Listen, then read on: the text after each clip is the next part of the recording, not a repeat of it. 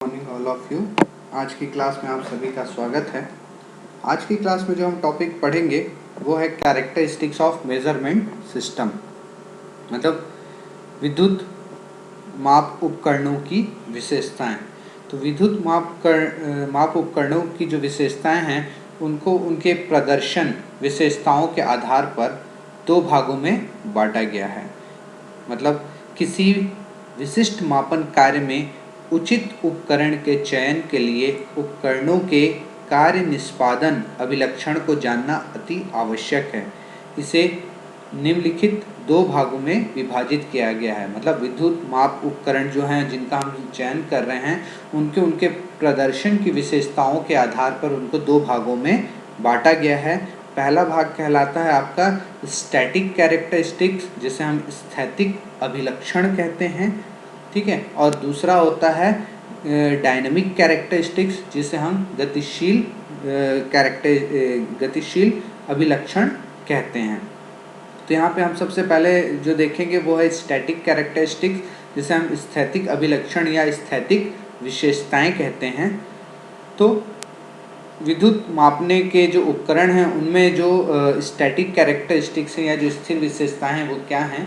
तो कुछ किसी मापन पद्धति के स्थैतिक अभिलक्षण वे होते हैं जिन्हें उस समय लिया जाता है जबकि पद्धति का उपयोग उस अवस्था में किया जाए जो कि समय के साथ परिवर्तित नहीं होती।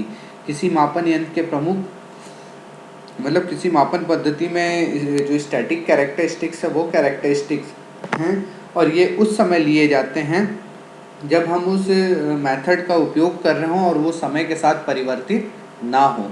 कुछ अनुप्रयोगों में मात्राओं की माप शामिल होती है जो या तो स्थिर होती है या समय के साथ धीरे धीरे बदलती है। इन परिस्थितियों में मानदंडों के एक सेट को परिभाषित करना संभव है जो गतिशील विवरणों में हस्तक्षेप किए बिना माप की गुणवत्ता का सार्थक विवरण देता है, जिसमें इसका उपयोग शामिल है, जैसे अवकल समीकरण। इन मानदंडों को स्थैतिक विशेषताएं कहा जाता है। तो किसी मापन यंत्र के प्रमुख स्थैतिक अभिलक्षण निम्नलिखित हैं, जिसमें सबसे पहला है आपका एक्यूरेसी, जिसे हम शुद्धता या यथार्थता भी कहते हैं। तो यथार्थता या शुद्धता किसी उपकरण प्रणाली की वह क्षमता या योग्यता है जो किसी मापित राशि के यथार्थ मान को किसी निर्दिष्ट दशा में बताता है। मतलब यहाँ पे जो एक्यूरेसी है, जो शुद्धता है या यथार्थता है, वो किसी उपकरण प्रणाली की वह क्षमता या योग्यता है जो किसी मापी जाने वाली राशि के यथार्थ मान को किसी निर्दिष्ट दशा में बताता है। यह वह निकटता है जिसके साथ एक उपकरण रीडिंग मापी जा रही है मात्रा के वास्तविक मूल्य तक पहुंचती है। इस प्रकार माप की सटीकता का अर्थ सत्य के अनुरूप होता है। यह विद्युत माप उपकरणों की महत्वपूर्ण स्थिर विशेषता है। सटीकता को अशुद्धि या त्रुटियों की सीमा के रूप में निर्दिष्ट किया जा सकता है और इसे निम्नलिखित तरीकों में भी व्यक्त किया जा सकता है। पहला है इसमें बिंदु सटीकता, जिसे हम बिंदु सटीकता कहते हैं, ठीक है। यह केवल एक बिंदु पर अपने पैमाने पर उपकरण की सटीकता है। इस सटीकता के विनिर्देश पैमाने पर या शब्दों में अन्य बिंदुओं पर सटीकता के बारे में कोई जानकारी नहीं देते। इसके बारे में कोई जानकारी नहीं देते हैं। उपकरण की सामान्य सटीकता होती है। दूसरा है स्केल रेंज के प्रतिशत के रूप में सटीकता और तीसरा जो होता है वास्तविक मूल्य के प्रतिशत के रूप में सटीकता। तो यहाँ पे जो यथार्थता है वो 3 बिंदुओं के आधार पर बताया जाता है। बिंदु सटीकता, स्केल रेंज के प्रतिशत के रूप में सटीकता और वास्तविक मूल्य के प्रतिशत के रूप में सटीकता। दूसरा जो है वो है सेंसिटिविटी, जिसे हम कहते हैं सुग्राहिता। सुग्राहिता क्या होती है या जिसे हम सेंसिटिविटी कहते हैं, इसमें किसी भी यंत्र की सुग्राहिता निर्गत संकेत व निवेश संकेत के अनुपात में होती है। मतलब आउटपुट में परिवर्तन और इनपुट में परिवर्तन का जो रेशियो होता है, जो अनुपात होता है, उसे हम सुग्राहिता कहते हैं। तो सुग्राहिता इज इक्वल्स टू निर्गत में परिवर्तन बटे निवेश में परिवर्तन कहलाता है। ठीक है। तीसरा जो है वो है आपका परिशुद्धता, जिसे हम प्रिसीजन कहते हैं। प्रिसीजन में या परिशुद्धता वो है, यह माप की पुनरु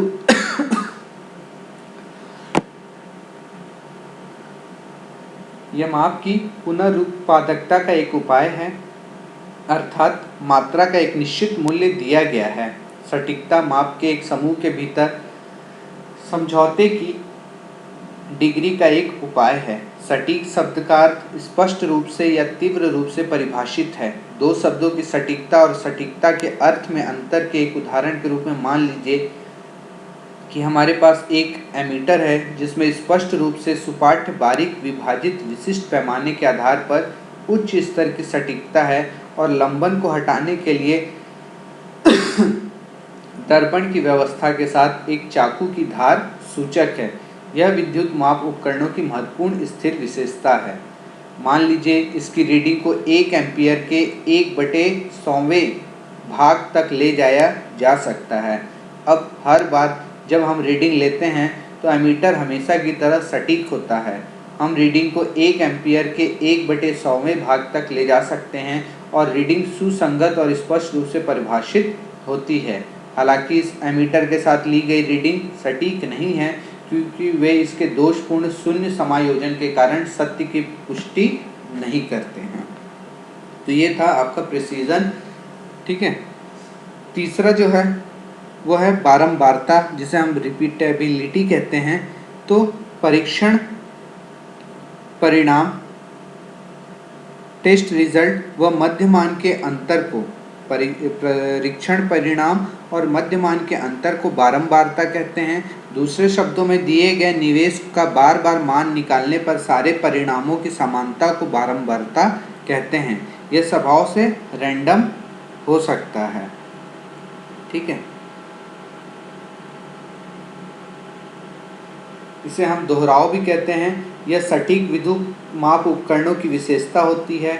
यह आउटपुट रीडिंग की निकटता का वर्णन करता है। जब एक ही इनपुट को एक ही माप की स्थिति, एक ही उपकरण और पर्यवेक्षक, एक ही स्थान और उपयोग की सामान्य शर्तों के साथ कम समय में बार बार लागू किया जाता है, यह आंतरिक शोर और बहाव से प्रभावित होता है।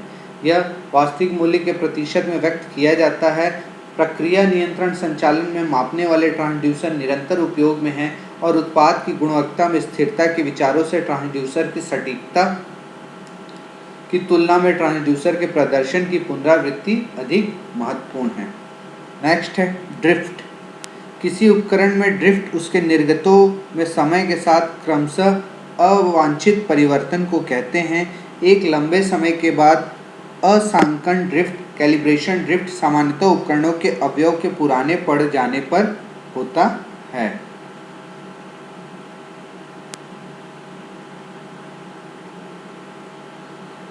नेक्स्ट है स्टैटिक एरर या एरर।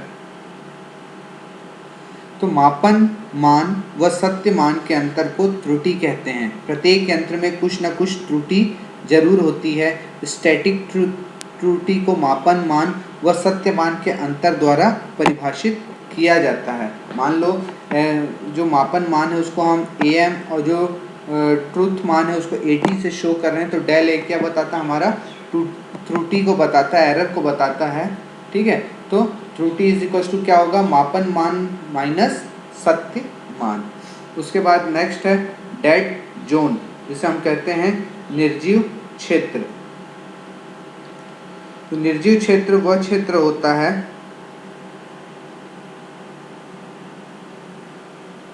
निर्जीव क्षेत्र किसी मापित परिवर्ती राशि के मानों को एक बड़ा परास लार्ज रेंज है जिसके लिए उपकरण प्रक्षेप रिस्पॉन्स नहीं देता।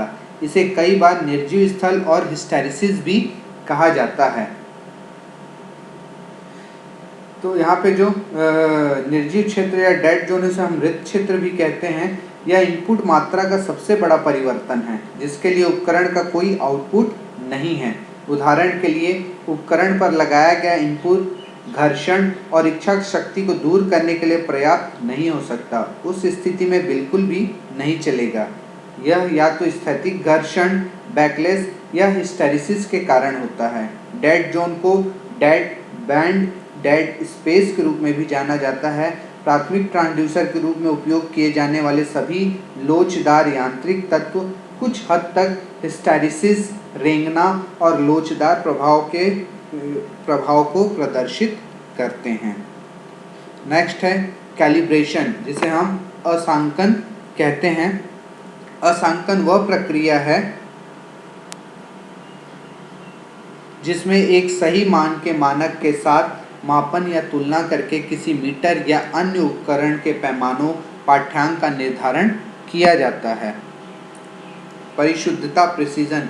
परिशुद्धता सत्यता का वह स्तर है जिस स्तर तक अधिकतम परिशुद्ध कार्य करने के लिए उपकरणों को डिज़ाइन किया जाता है। यह दो अभिलक्षणों से युक्त होते हैं। पहला सुनिश्चितता, कन्फर्मिटी, और दूसरा सार्थक संख्याएं, सिग्निफिकेंट फिगर, जिनका मापन किया जाता है। ठीक है। इसके अलावा जो है वो है लिनियरिटी, जिसे हम रैखिकता कहते हैं। यह इनपुट मात्रा और आउटपुट सिग्नल के बीच अनुपातिकता को परिभाषित करता है।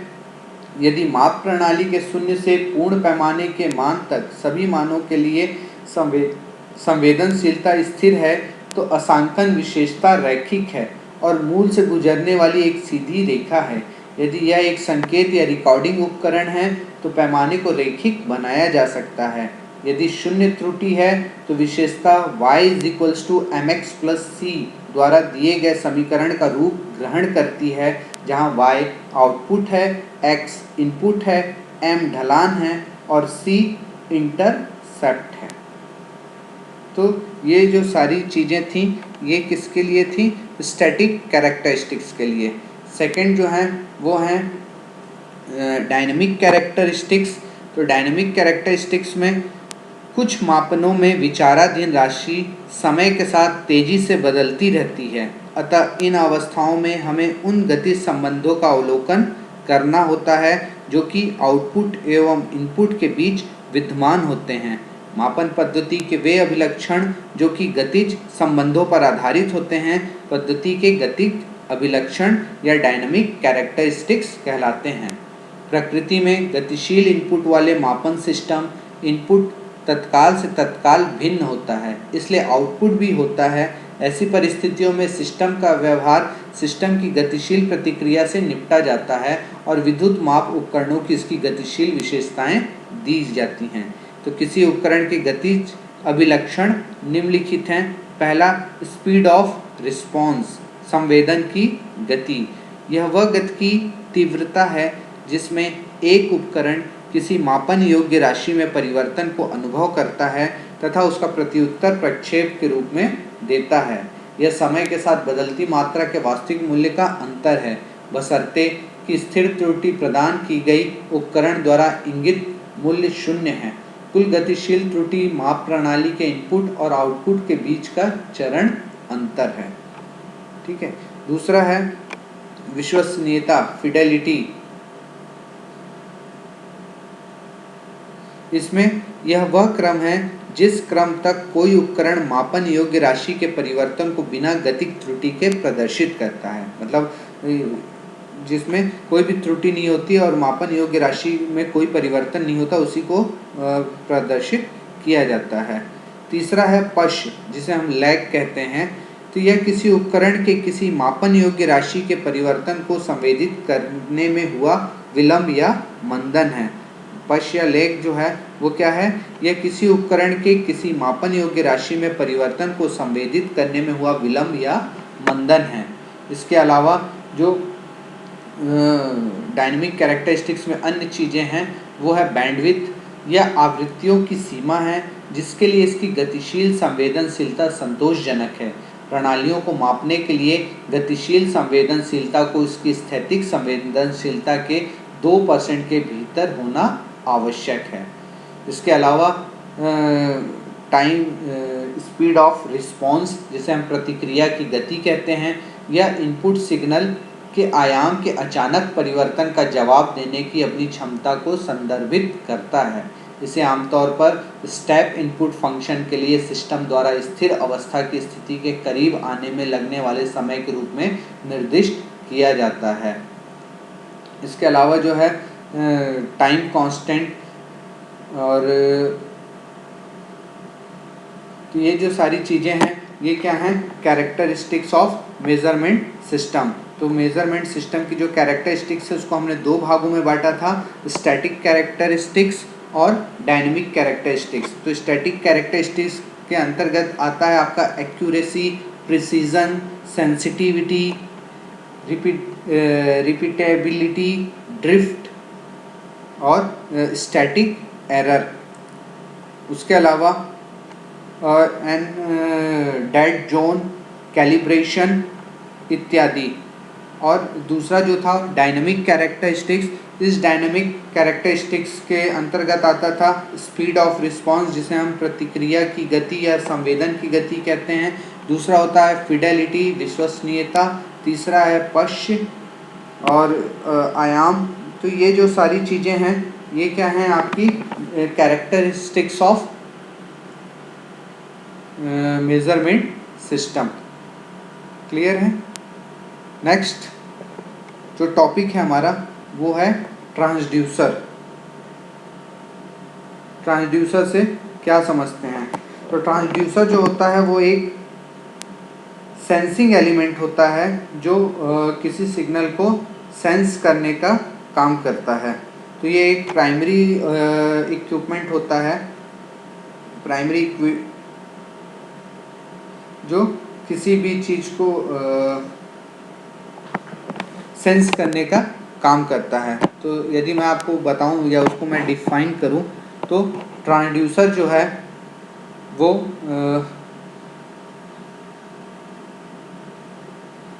वह उपकरण है जो कि मापित ऊर्जा को एक रूप से दूसरे रूप में रूपांतरित करता है। जिस भी चीज़ को हमें जिस भी ऊर्जा को मापना है उसको एक फॉर्म से दूसरे फॉर्म में वो ट्रांसफॉर्म करता है, रूपांतरित करता है। इससे निर्गत संकेत से मापन प्रक्रिया सरल हो जाती है। जैसे फॉर एग्जांपल यदि आप एक पंच बैग पे पंच मारते हो और आपको डिजिटली फॉर्म में दिखता है कि आपने कितने फोर्स से मारा है, तो वहाँ पे क्या होता है, एक ट्रांसड्यूसर ही लगा होता है। ठीक है। तो बहुत सारी ऐसी चीज़ें हैं, जैसे आप वेट मशीन पे खड़े होते हो तो वो क्या होता है, भार को आपको डिजिटल फॉर्म में दिखा देता है या एनालॉग फॉर्म में दिखा देता है। तो यहाँ पे जो ट्रांसड्यूसर है वह उपकरण है जो कि एक मापित ऊर्जा को एक रूप से दूसरे रूप में रूपांतरित करता है। इस निर्गत संकेत को मापन प्रक्रिया सरल हो जाती है।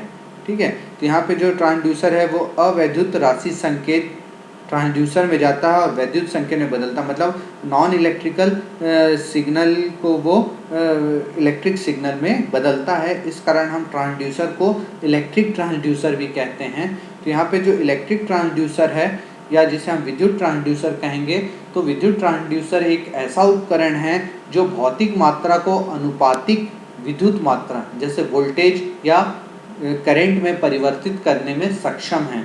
इसलिए यह किसी भी मात्रा को मापने योग्य विद्युत संकेत में परिवर्तित करता है। मापी जाने वाली यह भौतिक मात्रा दबाव, स्तर, तापमान, विस्थापन आदि हो सकती है।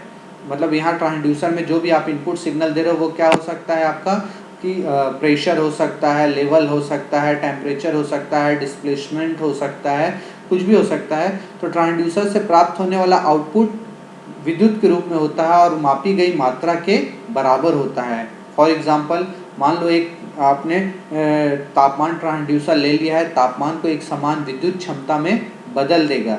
इस आउटपुट सिग्नल का उपयोग भौतिक मात्रा को नियंत्रित करने या इसे प्रदर्शित करने के लिए भी किया जा सकता है।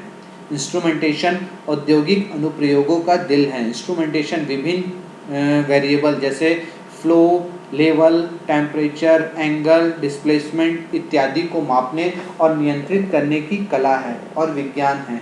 एक बुनियादी उपकरण प्रणाली में विभिन्न डिवाइस होते हैं। इन विभिन्न उपकरणों में से एक ट्रांसड्यूसर है। एक ट्रांसड्यूसर किसी भी इंस्ट्रूमेंटेशन सिस्टम में बहुत ही महत्वपूर्ण भूमिका निभाता है। साथ ही साथ यहाँ ध्यान देने वाली बात ये भी है कि कोई भी उपकरण जो ऊर्जा के एक रूप को दूसरे रूप में परिवर्तित करने में सक्षम है ट्रांसड्यूसर कहलाता है। उदाहरण के लिए यहाँ तक कि एक स्पीकर को भी ट्रांसड्यूसर कहा जा सकता है, क्योंकि यह विद्युत सिग्नल को दबाव तरंगों ध्वनि में परिवर्तित करता है, लेकिन एक विद्युत ट्रांसड्यूसर भौतिक मात्रा को विद्युत मात्रा में बदल देगा। तो ये जो टॉपिक था वो ट्रांसड्यूसर और इलेक्ट्रिक ट्रांसड्यूसर था। आज की क्लास में हमने कैरेक्टरिस्टिक्स ऑफ मेजरमेंट सिस्टम के बारे में पढ़ा, जो 2 प्रकार के होते हैं। साथ ही साथ हमने ट्रांसड्यूसर के बारे में पढ़ा। होप सो आज की क्लास आपको समझ में आई होगी। Thank you so much.